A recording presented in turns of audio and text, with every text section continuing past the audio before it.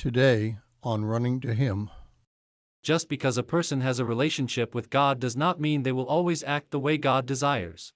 We will read through the Pentateuch until January. Today, we read Genesis chapters 33 through 35 and concentrate on chapter 34, verses 24 through 27.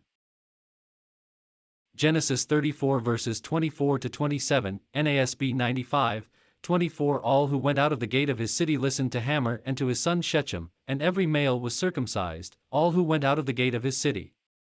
25. Now it came about on the third day, when they were in pain, that two of Jacob's sons, Simeon and Levi, Dinah's brothers, each took his sword and came upon the city unawares, and killed every male. 26. They killed Hamor and his son Shechem with the edge of the sword, and took Dinah from Shechem's house, and went forth. 27. Jacob's sons came upon the slain and looted the city, because they had defiled their sister. Today's reading brings Jacob back to Canaan and his movement from Canaan to Bethel.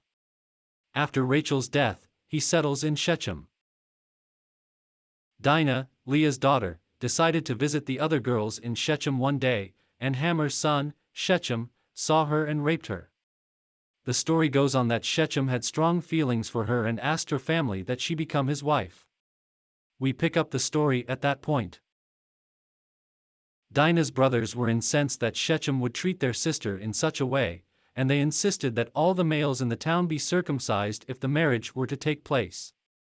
The men followed Hamor and Shechem's advice, and on the third day after the circumcision, Simeon and Levi killed all the men in the city and took Dinah home with them. In our time, the thinking of an honor killing is abhorrent and would not be accepted by any group in the United States. But Jacob's response is kind of weak. He says this in Gen 34:30, "You have brought trouble on me by making me odious among the inhabitants of the land, among the Canaanites and the Perizzites, and my men being few in number, they will gather together against me and attack me, and I will be destroyed, I and my household." He's telling his sons not that what they did was wrong but to look at all the trouble they brought.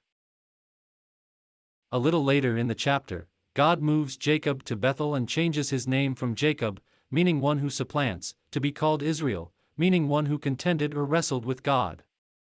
Jacob's transformation is complete. He is moved from someone who connives to someone who wrestles with God, as he did in Genesis 32 verse 24 through 32. One thing that makes the Bible so believable is that it does not whitewash the patriarchs' history. The Bible lays out these men and those associated with them as people who have faults and made terrible mistakes but are always used by God because they have repented. How will we be viewed if Christ does not return in 200 years? Will we be viewed as men and women who sought after God perfectly, or will we be seen as men and women of God who were flawed, yet through God's mercy and grace, He used us to accomplish as well?